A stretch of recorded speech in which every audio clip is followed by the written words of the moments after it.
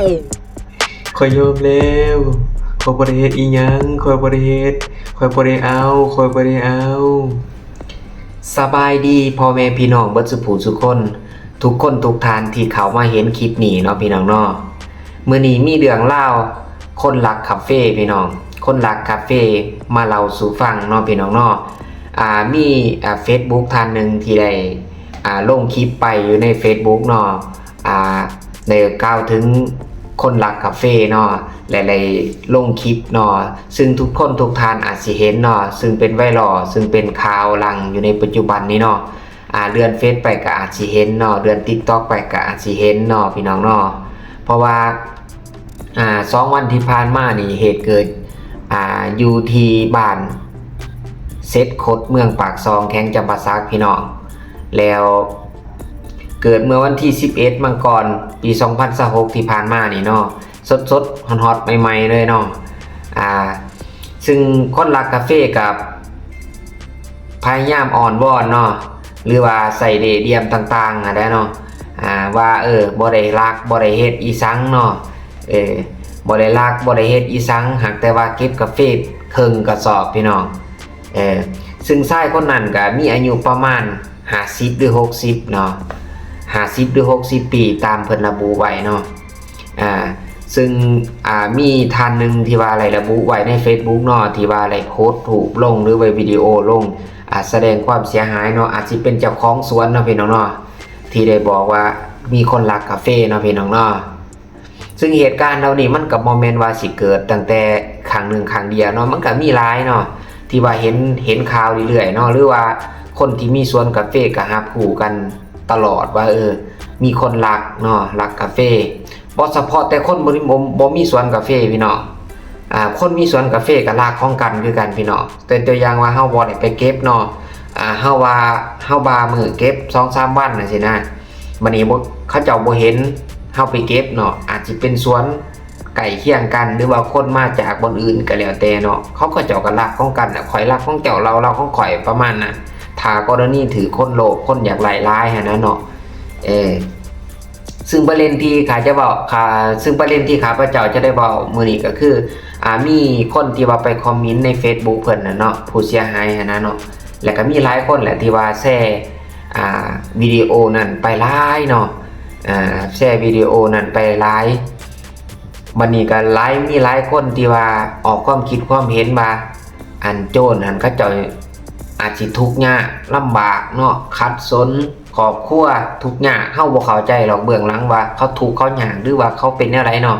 แต่อันนี้เว้าความคิดเห็นของหลายคนเว้าเนาะบางคนก็เว้าว่าเขาเจ้าทุกข์เขาเจ้ายากเขาจึงมารักซ้ำนั้นก็ให้เข้าไปนะแต่ในความเป็นจริงแล้วอันคนเฮาเนาะสิทุกข์หรือสิมีก็อย่าถ้ามีนิสัยขี้รักมักไล่แล้วก็เถินว่ามีแม่นมีแล้วก็ยังอยากไล่ก็ยังอยากขี้รักอยู่ก็มีหั่นนะบ่ว่าเฉพาะแต่คนทุกข์คนยากแล้วเนาะอันนี้มันก็มีหลายประเด็นเนาะหลายความคิดได้แง่คิดเนาะบัดนี้บางคนก็มาบอกว่าคนน่ะอาจสิเว้าต่างคนสวนบ่บางเทื่อก็อาจสิเป็นว่าคนที่แบบมีสวนคือกันนะอาจสิเป็นแบบนั้นเนาะที่ว่าเพิ่นมาคอมเมนต์ในรูปแบบนึงเพิ่นก็ว่า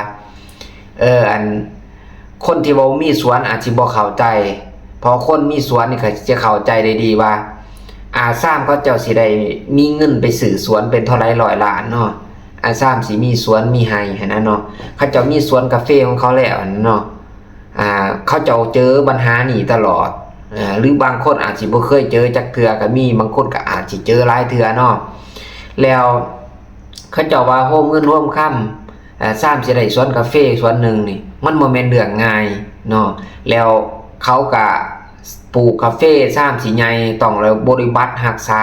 ซ้ำสิได้รับผลผลิตเนาะแล้วมีคนมาเกรฟจังซี่เขาก็รู้สึกบ่ดีเนาะถ้าว่าอยากไล่นะเนาะถ้าว่าอยากไล่แท้ๆหั่นเป็นหยังคือบ่ไปรับจ้างเนาะเป็นหยังคือบ่ไปรับจ้างเพราะว่าเขาก็จ้างอยู่รับจ้างเก็บอยู่เนาะโลนึง 4-5,000 จังซี่นะเนาะนี่เป็นอย่างตามเนาะโล 4-5,000 ขึ้นไปเนาะก็ไปเก็บเนาะ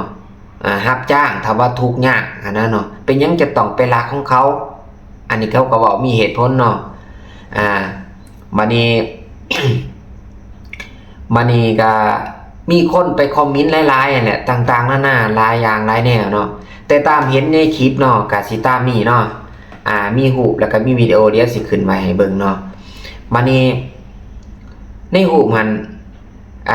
ผู้ชายก็เขาเจ้าเป็นโจรเนาะว่าไงว่าเป็นโจรซะหรือว่าเป็นคนขี้ลักอะไรเขาเจ้าก็มีเหล่เหลี่ยมของเขาได้เนาะเพื่อเอาตัวรอดว่าซั่นซะเนาะบ่อยากให้เขาจับไล่บ่อยากยอมรับว่าตัวเองเป็นคนขี้ลักว่าซั่นซะเนาะบัดนี้คนประเภทนี้หั่นอาจสิลักมาหลายเทื่อแล้วคนผู้นี้นะเนาะตามข้าพเจ้าสังเกตเนาะตามสิเบิ่งคลิปเนาะเขาอาจสิเห็นว่ามีคนมาลักหลายเทื่อเขาจังปกจังลักจังหลีจังซ่อนเพื่อซ่อมเบิ่งว่าสิมีคนมาลักอีกบ่หั่นเนาะคนพวกนี้นี่เคยไปเอาของเขาแล้วก็สิบางเทื่อก็อาจสิย่างไปเนาะคันบ่ไกลเนาะบางเทื่อก็อาจสิขี่รถจักรไปแล้วไปจอบได้บ่ได้บ่นึงแล้วก็สิจอบมองๆแล้วก็ว่าบ่เห็นคนแล้วก็เจ้าก็เข้าไปเก็บเอาเนาะเพราะว่าช่วยใส่โอกาสว่าได้เก็บเอาของเขาว่าซั่นซะมาตื่มของโตบางเทื่อตัวเองก็มีสวนคือกันบางเทื่อตัวเองอาจสิบ่มีสวนเลยก็มีแล้วก็ไปลักเก็บของเขาเนาะซึ่งเขาก็เจ้าก็ซ่อมเบิ่งเนาะบังเอิญโจรนั่นหรือว่าผู้เก็บกาแฟก็บ่ได้ไปแต่โตได้เขาเจ้าก็มิดชิดเนาะใส่หน้ากากมิดชิดคือว่าใส่วอร์มที่ว่าปิดหูปิดตาเนาะมิดจงแต่ตาแต่ปากเนาะ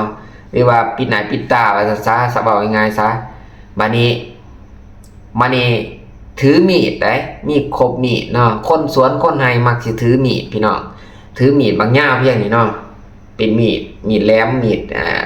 เพื่อนำใส่ในการทางป่าทางลงหรือว่าติดคูกายนะว่าซะไปสวนไปแห่ก็เจ้าสิมี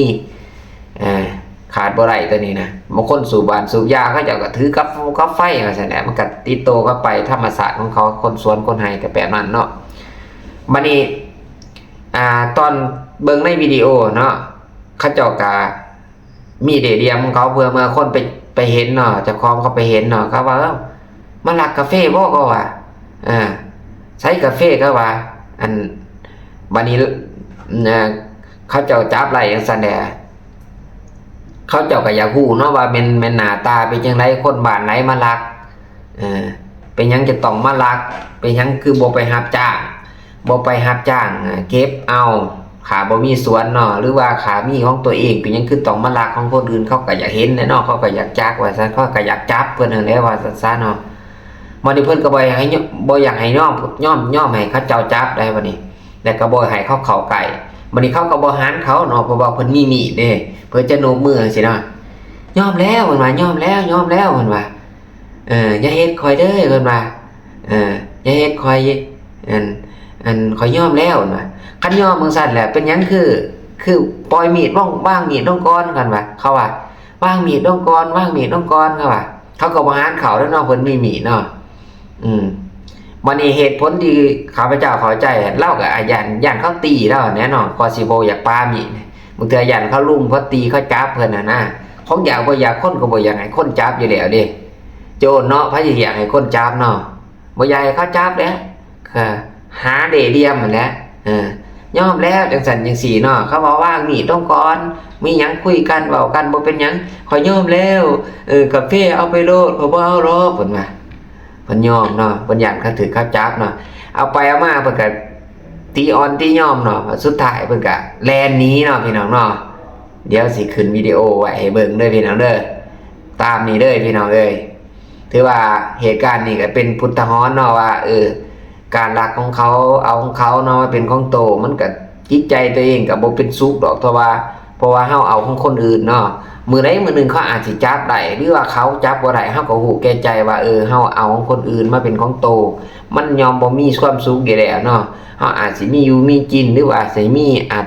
อยู่มีกินหรืออาจสิหังสิมีก็แล้วแต่ว่ามันเป็นส่วนที่ว่ารักของเขาเอาของเขามาเนาะมันเป็นส่วนของโตเนาะจิตใจเฮาก็เศร้ามองแหละว่าซั่นซะเนาะอันนี้เฮาเข้าใจจังซั่นเนาะอันนี้เป็นพุทธหรณ์เด้อพี่น้องเด้อระมัดระวังเนาะผู้ใดที่ว่ามีสวนมีไร่เนาะก็มันปกปักรักษามันจอบไปเบิ่งไปหยังหั่นแหละเนาะมันก็ธรรมชาติเนาะที่ว่าเฮาอยู่ห่างอยู่ไกลแล้วเฮาบ่ได้ไปนอนเฝ้านอนเบิ่ง บางคนก็ลากหอดเก็บกลางคืนบ่แล้วก็บ่เก็บกลางเว้นแน่นอนบ่ว่าแต่บ้านในเมืองแลก็เป็นจังซั่นแน่เนาะเหตุการณ์เนาะอันนี้มาเว้าสู่ฟังเนาะเว้าสู่ฟังเหตุการณ์คนรักกาแฟอยู่บ้านเซตคดเมืองปากซองแข่งจำปาสักเด้อพี่น้องเด้อเนื่องจากว่ามีคนมี Facebook รายหนึ่งเนาะที่ได้รับความเสียหายแล้วก็ได้โพสต์ลงว่ามีคนรักกาแฟในวันที่11เดือนมังกรปี2026 2 วันที่ผ่านมานี่เนาะเพราะฉะนั้นแล้วก็ได้ว่ามาบอกมาว่าเนาะเป็นพุทธหรณ์ให้คนเฮาได้เห็นเนาะให้ทานผู้ชมผู้ฟังได้เห็นเนาะเดี๋ยวเฮาสิขึ้นวิดีโอให้เบิ่งเด้อพี่น้องเด้อบ่ได้เฮ็ดหยังนะทีมิดก่อนเข้าไปเฮ็ดทีมิดก่อนทีมิดก่อนทีมิดทีมิดทีมิดป้ามีก่อนป้ามีก่อนทีมิดก่อนทีมิดดิบ่บ่ลมดีก่อนเจ้าทีมิดโอ้เขาทีมิดก่อนเท่าไหร่นะบ่มีก่อนเขาทีมิดก่อนเป็นยังหรอกไม่ต้องเงี้ยนะเข้ากันเลยนะบ่ได้ใจเย็นใจเย็นเข้าไปบ้ามีบ้าไปส่งคือว่าเป็นยังเกี่ยวประธานไปประธานเจ้าว่าก่อนบ้ามีโรคไอ้บ้ามีทางบ้ามีเดี๋ยวบ้ามีก่อนเขาขอเป็นยังบ้ามีมาจะว่ามีนี่จะบ้ามาบ้ามีน่ะไอ้พี่ฟ้าประธานนะใจเย็นกันนะ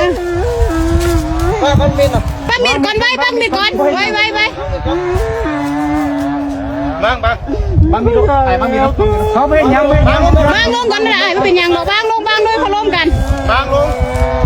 ป้ามีป้าผู้หาเขาไม่หลายคนเลยนะผู้หาเขาบอกนั่นเด้ทำบางมิดบางมิดไว้มิดจริงก่อนมิดว่าว่ามิดเจ้าขอโทษอะไรบ้างมิดทีมิดก่อนนั่งลงผู้หาสบายไปเป็นยังวางมิดก่อนเพียงยังวางก่อนมิดถอยว่าเห็นยังอย่าตีก่อนบ่ตีเลยเขาจะต่อจองเจ้าบ้างเดี๋ยวไม่นี่นั่งเลยเดี๋ยวเจ้าบ้าง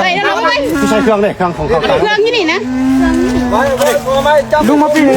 ลุงเล่นน้องนั่งมิดก่อนก็ยากแล้วเบื้องนี่แล้วมีกันลุงเรียนก่อยลุงเรียนมิดนะบางมิดตาไม่ได้ฟุกใส่ฟุกบ่มาจะเก็บขั้วไม่รอดนี่แหละวะก็คือหลังที่เราเห็นวิดีโอไปแล้วเนาะตัวนี้เป็นพุทธหรณ์สอนใจเนาะหรือว่าให้เฮาระมัดระวังตนเองเนาะถ้ากรณีเฮาไปคนเดียวเนาะเฮาก็บ่ควรที่จะไปพยายามต่อรองหรือว่าเว้าจากับเขาเนาะหรือว่าแบบว่าไปเมื่อไปเห็นเขาเจ้าเนาะถ้าว่ากรณีเฮาไปคนเดียวเนาะถ้ากรณีเขามีอาวุธเนาะเป็นมีดเป็นหยังก็แล้วแต่เนาะอันคนรักกาแฟเนาะเพราะว่าบางเทื่อเขาอาจสิทำลายเฮาเนาะถ้าว่าเฮาไปหลายคนก็จังว่าเนาะเพราะว่าเฮาบ่เอาชีวิตไปเสี่ยงเนาะบางเทื่อเขาเจ้าแบบว่าทำลายเฮานะเพราะว่าเขามีอาวุธเฮาก็ต้องระวังเนาะคือบางทีอยู่ในคลิปเนาะถึงคาเฟ่เขาสิลากไปสนั่นเนาะลากแล้วก็แล้วไปเนาะถือว่าท่านไปอันตามความคิดของข้าพเจ้าเนาะเพราะว่าถ้าเฮาเอาชีวิตไปแลกเนาะมันอาจสิเกิดเหตุที่ว่ามันหายแห้งกว่านั้นเนาะถึงขั้นชีวิตได้เนาะเพราะว่าเขามีอาวุธติดโตเฮาสิเอาชีวิตเฮาไปแลกเพื่อกาแฟน้อยเดียวสำนักเนาะซ้ำเครื่องกระสอบเนาะหรือว่าซ้ำนั่นก็ปล่อยเข้าไปซะเนาะให้เข้าไปที่ว่าท่านเข้าไปซะเนาะเพียงแต่ว่าเฮาถ่ายคลิปแต่ยังไหวลักษณะแบบดังกล่าวนี่ก็ถือว่าบางเทื่อเขาอาจสิบ่หารมาลักของเฮาอีกเป็นไปได้เนาะหรือบางเทื่อเฮาไปเฮ็ดให้เขาหมาดมั้งถือว่าเฮาจับเขาบ่ได้บ่รับผู้เขาบางเทื่อเขามาย้อนกัดเฮาที่ดังก็มีหั่นนะเนาะอันนี้เฮาคิดไปนะเนาะเพราะฉะนั้นเนี่ยถ้าเฮาไปคนเดียวเป็นมิยิ่งก็ดีเป็นผู้ชายก็ได้เนาะแต่ว่าถ้าเฮาไปเห็นเขาเจ้าเนาะคนหนึ่งคนเดียว1 ต่อ 1หั่นนะเวลาเฮาไปเว้าใส่เขาแบบว่าเขาบ่มีอาวุธอีหยังเจ้าคือมาลักของข่อยเจ้าคือมาเอาของข่อยเป็นหยังเจ้าคือบ่มาจ้างเก็บข่อยสิจ้างเจ้าคือบ่มาเก็บมาหาเก็บมาหาหับจ้างเก็บเอาบ่ดีกว่าสิมาลักของเขาจะคือมาเฮ็ดจังซั่นจังซี่นะก็บอกแบบดูความดีความงามนะตามความคิดเด้ แต่ถ้าว่าเขามีอาวุธหน่อยยังเท่ากับเบิงคือกันเนาะบางเถื่อส่วนอย่างว่าเป็นผู้หญิงเนาะเป็นพ่อเขาเจ้าเนาะเขาจะเป็นโจรเป็นผู้ชายว่าซั่นซะจะไปเว้าแต่เขาบางเถื่อเขาจะมีอาวุธเขาก็ย่านเฮาไปบอกไปเป่าประกาศหรือว่าไปประจานหรือว่าไปอันนี้เนาะรับหูเขานะเขาก็บ่อยากให้คนรับหูเนาะบางเถื่อเขาทำลายเฮาก็มีได้นะเนาะอันนี้เฮาก็คืนไปนะหลายกรณีแต่ว่าให้ระมัดระวังตัวเองเอาเนาะลังที่ว่าคือวิดีโอนี่นะคือเป็นพุทธหรณ์เลยเนาะให้เฮาได้ระมัดระวังตัวเองเนาะสำหรับคนที่ว่าได้เห็นคลิปนี้เนาะมีความคิดเห็นแนวใดเนาะแสดงความคิดเห็นแล้วฝากกดไลค์กดแชร์ได้เด้อพี่น้องเด้อถือว่าเป็นพุทธหรณ์เนาะพี่น้องเนาะ